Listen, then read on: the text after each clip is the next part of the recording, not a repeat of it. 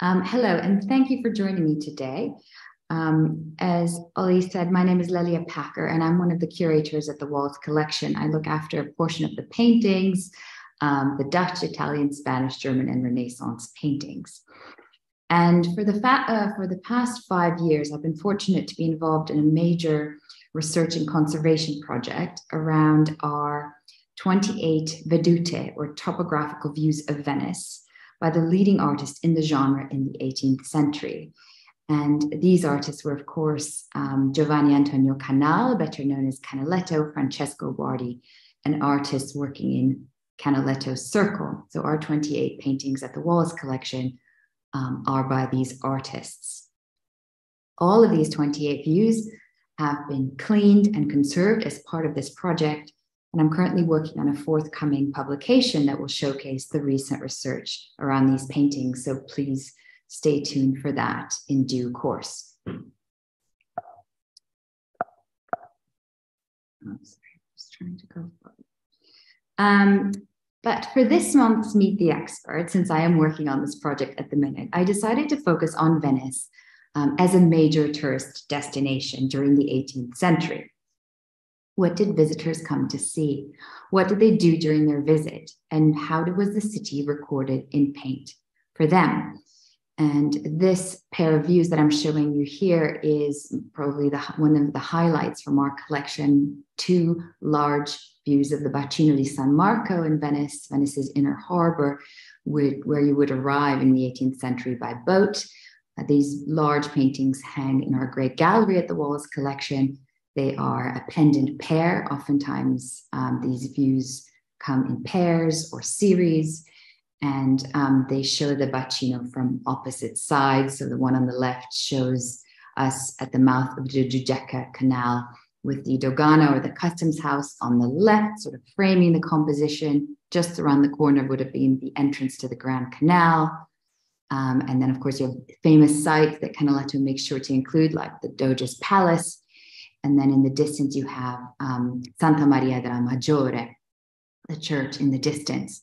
And in the pair, or in the pendant, you are on the island of Santa Maria della Maggiore, somewhere before this church, looking across the way to where we were in the previous painting. You can see a glimpse of the Dogana in the distance, but the center stage is taken up by the wonderful Baroque church of Santa Maria della Salute. And you see the Doge's Palace again on the right with the Campanile of St. Mark. So all the sort of major sites Canaletto made sure to include in these paintings. And these are really wonderful, wonderful works in our collection.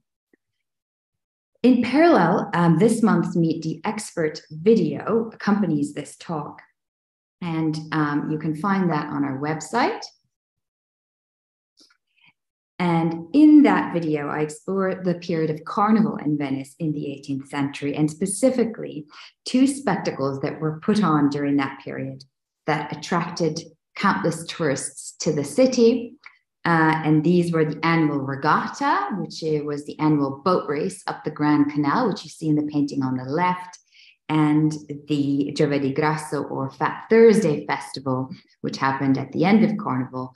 And you see sort of activities that happened around that in the painting on the right. Again, this is a pair of paintings in our collection. So do go ahead and have a look at that video if you have the time or interest, because it's a nice complement to what I'll be talking about today in this lecture. Today, I will explore another Venetian celebration, Ascension Day, along with one of the major Venetian sites that was a must-see tourist attraction in the 18th century, and it still is today, the Rialto Bridge. So two sort of one event and one site that were major tourist attractions in the 18th century, and how these are represented in paintings in our collection.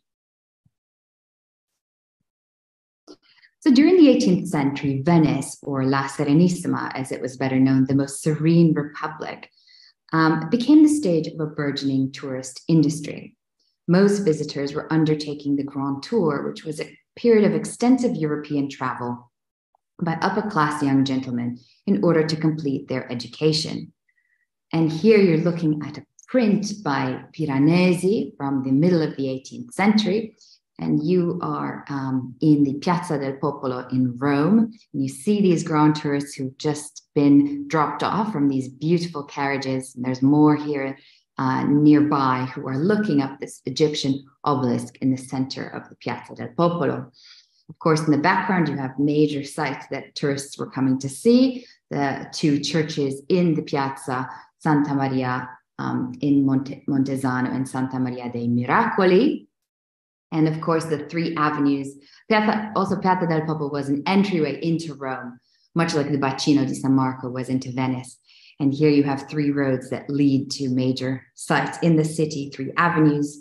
The one on the left to the Piazza di Spagna, the one in the middle to the Palazzo di Venezia, and the one on the right to the Porto di Ripetta. So most of these grand tourists were British, but there were also French, Germans, and Scandinavians. And in time, women and older men and children took part in the tour. Now, the core of the tour was in Italy, with stops in Florence, Naples, and Venice, of course, and in Rome, due to the lure of antiquity. And this is a wonderful painting by an artist by the name of Panini, which is at the Metropolitan Museum, which is a kind of fiction, if you will, because it's a kind of gallery of paintings that didn't exist, but it catalogs all of the ancient sites and monuments and sculptures that you were meant to visit whilst you were in Rome. So, of course, you see things like the Colosseum and Pantheon and wonderful and very famous sculptures that attracted visitors, ancient sculptures that attracted visitors to Rome, such as the Farnese Hercules and the Laocoon on the bottom right.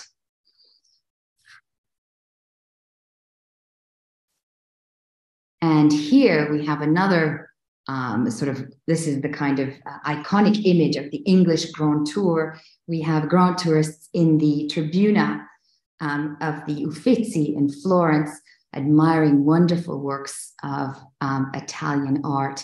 The centerpiece is sort of, it's almost like as if all this art came from divine providence. We have a painting by Raphael of St. John pointing upwards. But really what I wanted to showcase is that the centerpiece of this painting is Titian's Venus of Urbino, who was presented to us almost center stage. Titian, of course, was a Venetian artist, and many came to Venice. This, of course, is in Florence, but many came to Venice to see great Renaissance Venetian art by the likes of Titian, Tintoretto, and Veronese. So that was one of the other reasons that tourists came to Venice. Now, in Rome, just to jump back to Rome, for the wealthy, a visit to Rome was incomplete without a portrait by the famous Pompeo Battoni. And he was painting portraits of many that came through Rome. And if you had the money to commission him to paint one of these full-size portraits, you were indeed someone of great social standing. And tourists proudly brought these portraits home to hang in their town or country houses. Now, this is a painting at the Metropolitan Museum from around 1760 of a young man. We don't identify him, but he was certainly very well off, as we can tell from the portrait. Now, similarly, no trip to Venice was complete without a vedute to bring back home as a souvenir. And this is a painting in our collection. And you see here major sites and Canaletto. They are sort of, people talk about these as postcard images of the city, because he's always making sure to include sites that you would want to remember having visited after you traveled to Venice. So we have, of course, the Doge's Palace, the library opposite the Piazzetta. I don't know if you can see my pointer, but it's the building just in front of the Campanile, the large bell tower of St. Mark's. We see the domes of the Basilica di San Marco, and of course the entryway into the Piazzetta, which is sort of framed by the patron saint of Venice. On these two columns, on the left you have St. Theodore, and on the right you have St. Mark's, symbolized by the line of St. Mark's.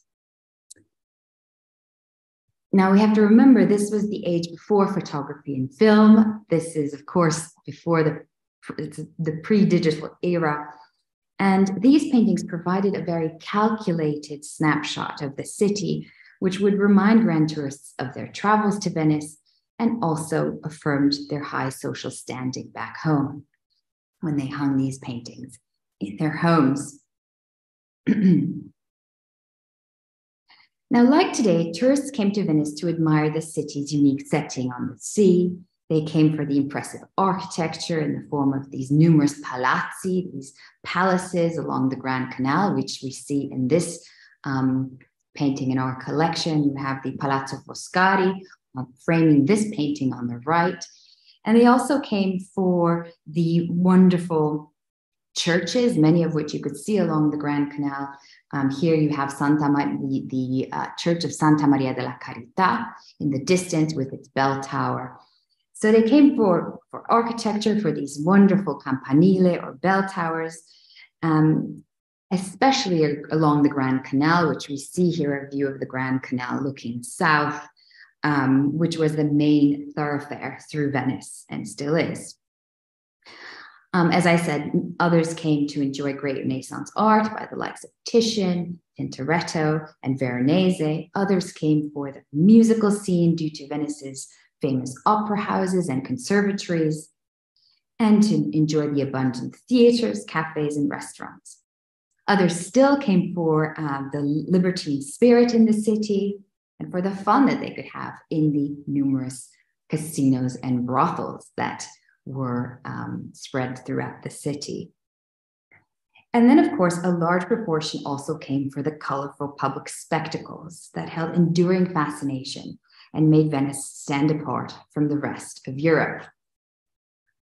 And one of these celebrations was Ascension Day, which I'll be talking about in just a moment. And then, of course, I already mentioned two of these spectacles, which I talk about in the video: the annual boat race along the Grand Canal on the left and the Giovedì Grasso Festival in the painting on the right. These are all events that took place during Carnival. Now, I just wanted to say a few things about Canaletto, who was the leading 18th century vedute painter, who marvelously captured 18th century Venice in paint for us to continue to enjoy today.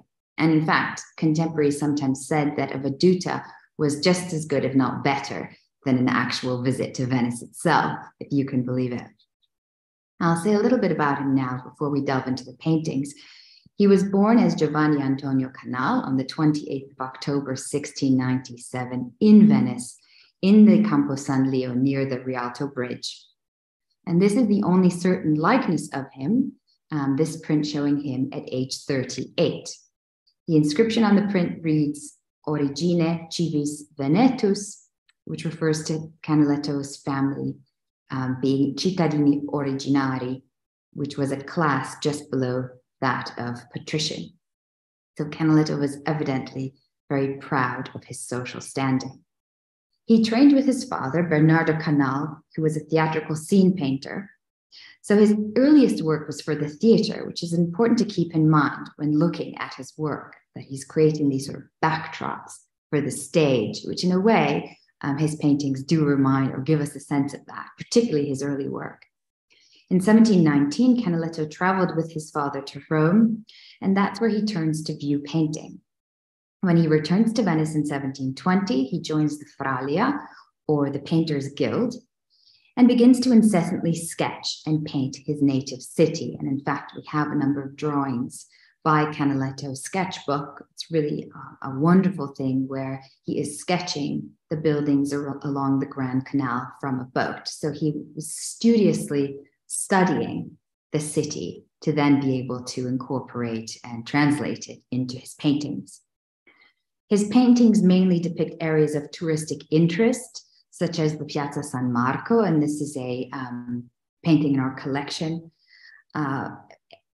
In a way, you can see what I mean. It's sort of a stage with a backdrop. The architecture is the backdrop to this wonderful stage on which he situates various figures. So his paintings mainly depict these sorts of main areas where tourists would venture to, during their visits because, of course, his paintings were geared towards these tourists. The Piazza San Marco was the religious center, or they would go to the commercial center, which was around the Rialto Bridge, and we'll talk about that a little bit later on. By the late 1720s, Canaletto was successfully catering to a wealthy clientele with the help of his greatest patron, Joseph Smith, the merchant, dealer, collector, connoisseur, and British consul in Venice between the years of 1744 and 60. Smith had a great collection of, he was his greatest patron, so he had a great collection of Canaletto of his own that he displayed in his palazzo along the Grand Canal. And then people would come to his palace to see these works in situ inside a wonderful collection, and they would commission more works through Smith from Canaletto. So Smith was very good at marketing Canaletto's work to grand tourists in Venice or directly to patrons in England. Smith also commissioned 2 print series after Canaletto's paintings. And this is one such print. These were engraved by Antonio Vicentini and printed in Smith's very own Pasquale press in Venice in 1735 and 42, respectively. And so in this way, Canaletto's name and oeuvre reached a much broader audience via the print medium. Canaletto moved to England in 1746, where he worked until 1755. And then he returns to Venice and continues to produce vedute there until his death in 1768. After his death, the leading vedute painter in the city is Francesco Guardi.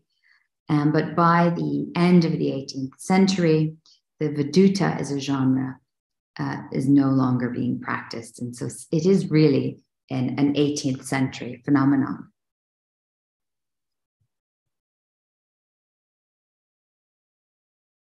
Okay.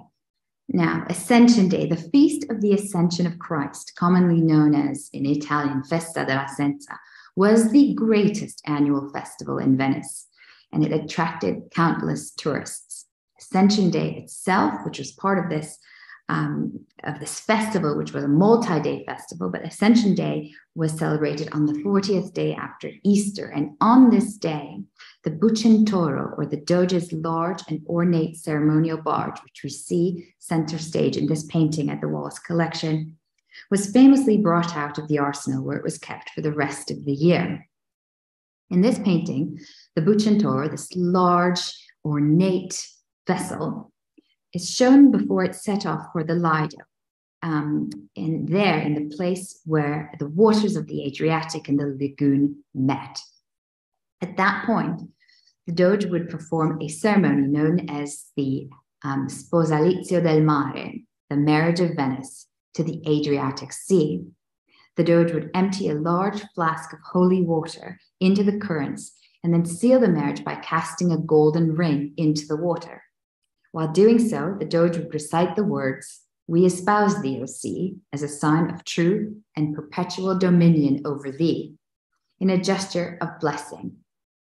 The ceremony stood as a symbolic marriage between Venice to its greatest asset, the Adriatic, as well as a showmanship of Venice's supremacy over the waters.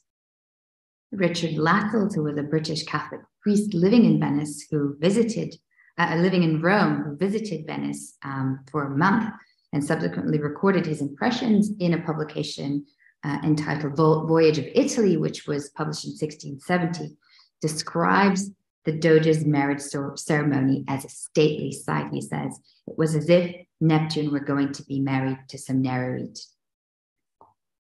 Now, after the ceremony, where the ring was dropped in the water and the famous words were recited, the Doge and the rest of the procession would proceed to the Church of San Nicolo for High Mass, after which the Bucentoro returned to the Molo. And that is here. This is a painting in the Royal Collection. You can see the Bucentoro from another. It has returned to the Molo, which is the broad quayside along the waterfront of the Piazzetta, where it would have returned in the afternoon. And in fact, this is a more common viewpoint for depictions of Ascension Day. The ceremony marked the anniversary of the Venetian victory over the Dalmatians in the year 1000. At the prow of the Bucintoro are the golden figure of Justice. You can see her here with her sword and scales, the ducal umbrella, and the standards of the Republic. The Doge's throne was in the stern, and the vessel itself was 120 feet long and 26 feet high. Many have come to watch, you can see in the painting, and they would have done in real life as well. They watch from the waterfront and from the quays, gondolas, sandolos, which were flat-bottomed rowing boats, and much larger boats surround the Bucintoro with spectators looking on.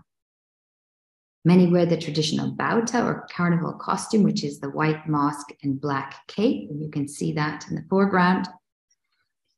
And onlookers are not just people that have come to watch, but Canaletto makes sure to include his characteristic dogs, which he positions center stage. He was a great dog lover, and you can see these two wonderful dogs also present here, particularly the one on the left, to watch the procession.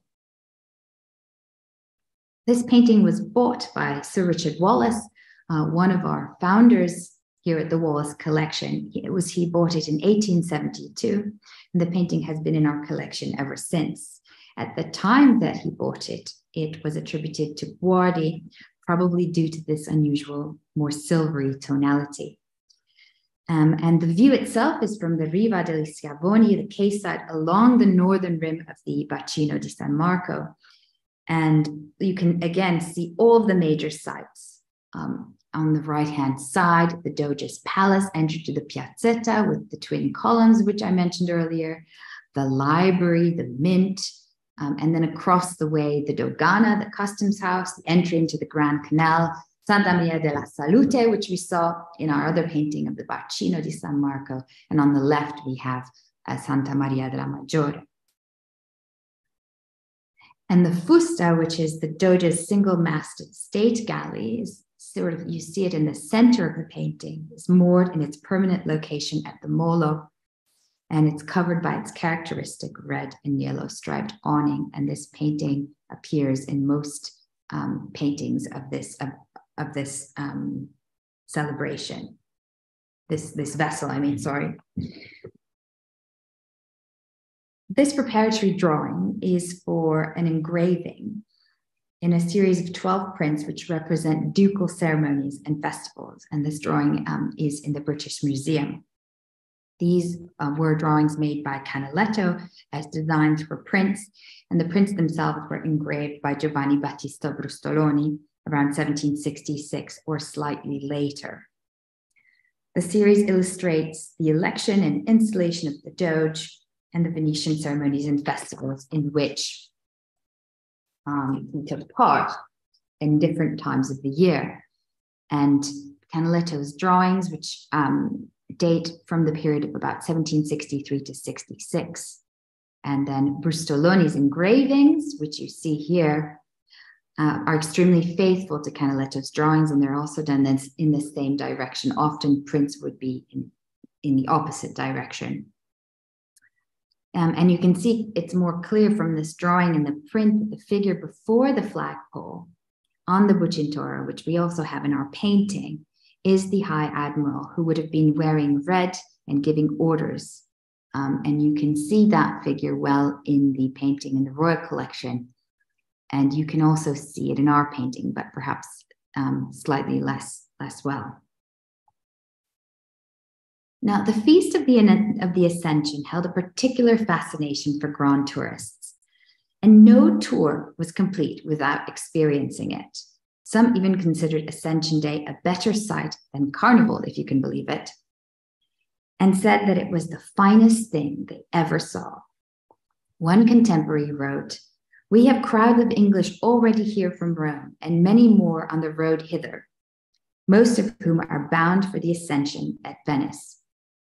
Writing home in June 1734, the English grand tourist Richard Pocock recreates the allure of the unique pomp and circumstance around Ascension Day. And I'll read you what he writes. It's a bit of a lengthy passage, but I think it really gives a sense of what one saw and heard and felt during this celebration. So he writes it in 1734. This is a contemporary eyewitness, and I think it's interesting to hear this account.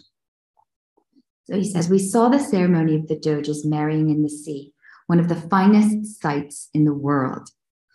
At about 9, I saw the Doge at Mass in the chapel of the palace with the nobles. Thence they went into procession to the Bucentaur, or fine galley, with flags displayed, cannons firing, drums beating, and trumpets sounding. The Doge went into the Bucentaur. This vessel is built like a galley, and without doubt is the finest ship in the world. It has 2 decks, one below, where the rowers are, and an opening for every oar, about 22 on a side. Over is the upper deck, which is covered over with wood, the top of which is covered with scarlet velvet. The floor is of wood. Everything else you see inside and out is finely carved and gilt all over in the most beautiful manner. Being set off, she's rowed by 44 oars. 2 fine large galleys of the state row at some distance after. The boats of the ambassadors keep near the stern, and many thousand gondolas all about. Music in several boats, the bells all ringing, the ships firing as it passed by.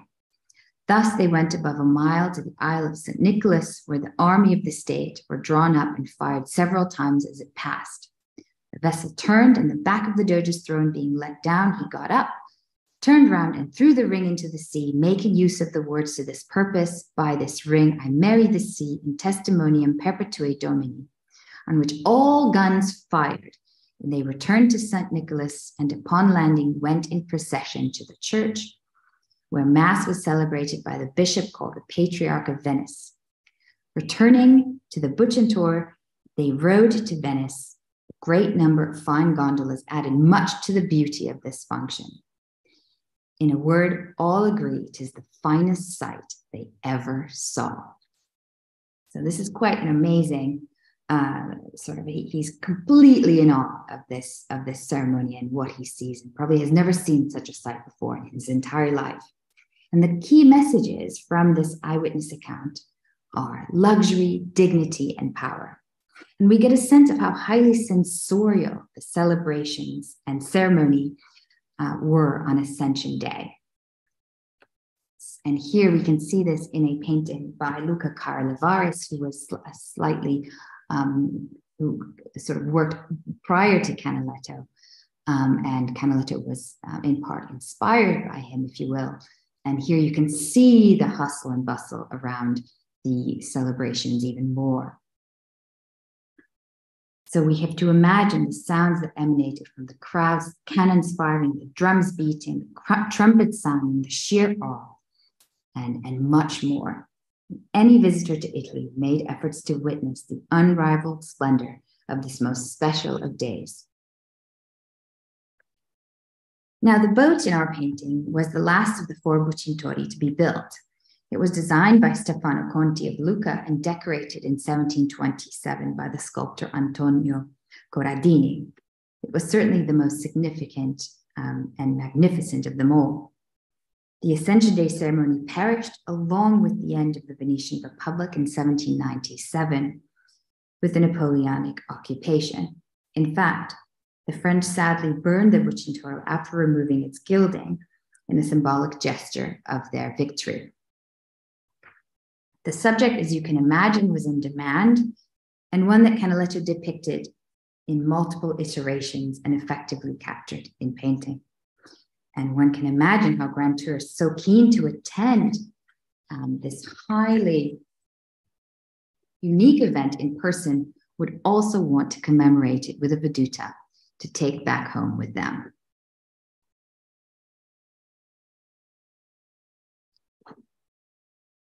Now, in addition to the festivals and ceremonies, tourists also came to Venice for its unique architecture, as mentioned. And one of the main attractions, which is still true to this day, was the Rialto Bridge, which at the time in the 18th century was considered to be one of the great wonders of the world. Now, the Wallace Collection is fortunate to possess 2 paintings of the Rialto Bridge, one by Canaletto, which is the one you see here, and one by his slightly younger contemporary, Francesco Guardi. And I'll talk about that in a little bit later on. But first, let's talk about the bridge itself.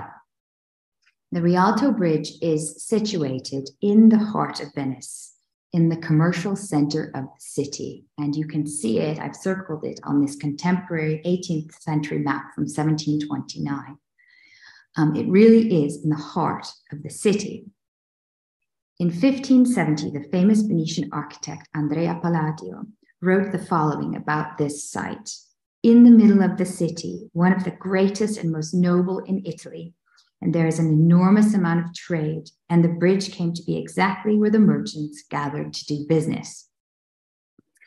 All roads and canals converge at this narrowest point along the Grand Canal, making it a natural place for a bridge. As such, there had been a bridge at this location for a long time. And this is a painting from 1496 by Vittorio Carpaccio, and it shows one of the earlier wooden bridges. So in 1264, a wooden bridge was constructed and was subsequently destroyed in 1310. It was then rebuilt, and that bridge was in turn destroyed in 1444 and then rebuilt.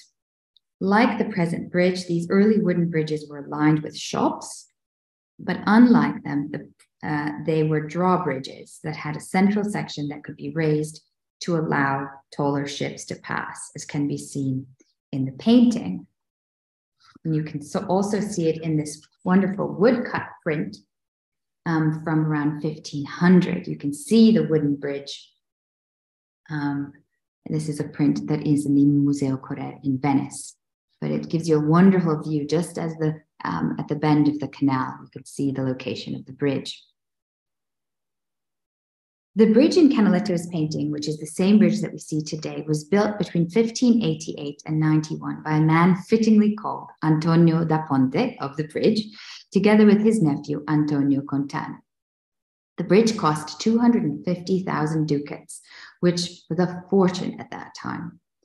There were many illustrious candidates for the job, famous Venetian architects such as Jacopo Sansovino and Palladio submitted designs.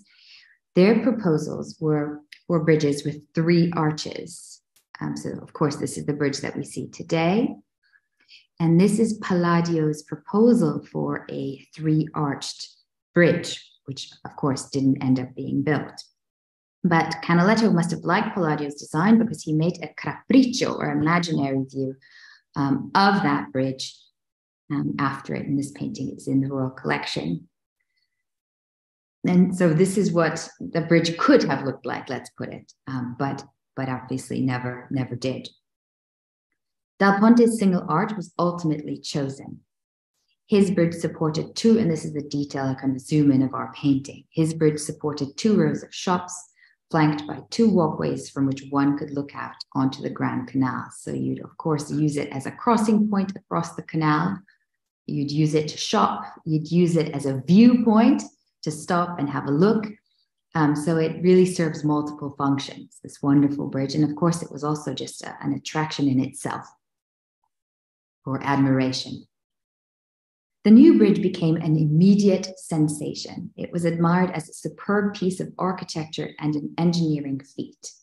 Many visitors, whilst many were quite in awe, others were disappointed to find that the bridge was obscured by shops, which in the 18th century specialized in gold and jewels.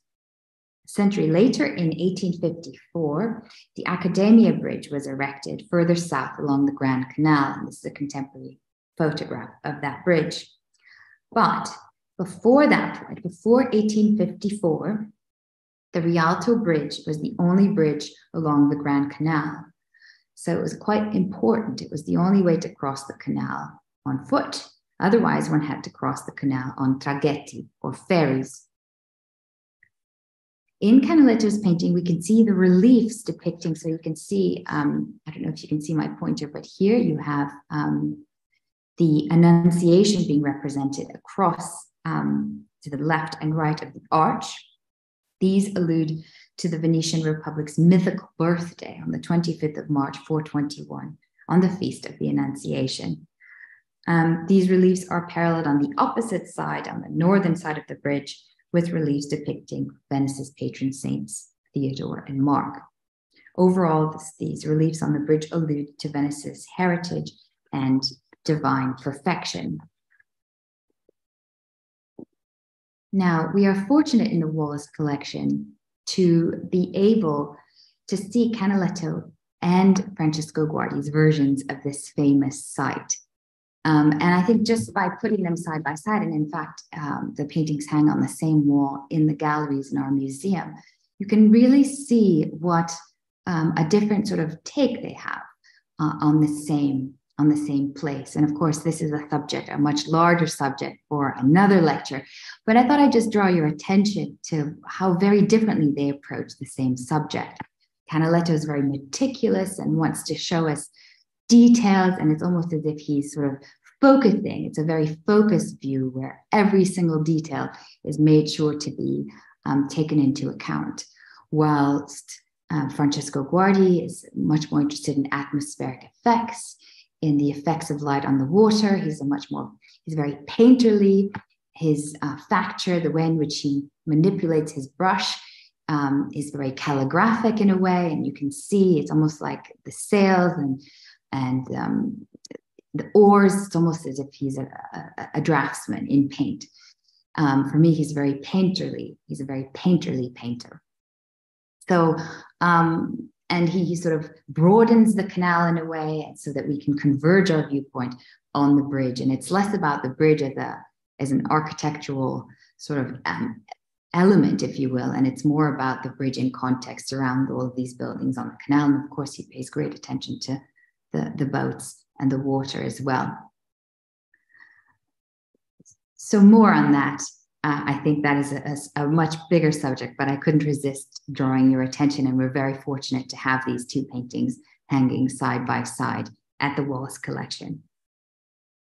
So thank you very much for tuning in. I hope you have enjoyed today's talk, and I hope to welcome you to see these wonderful paintings in the flesh, along with the rest of the superb works of art here at the Wallace Collection very soon. For those of you joining us from further afield, thank you so much for taking the time to join us today. And I'll be happy to answer any questions.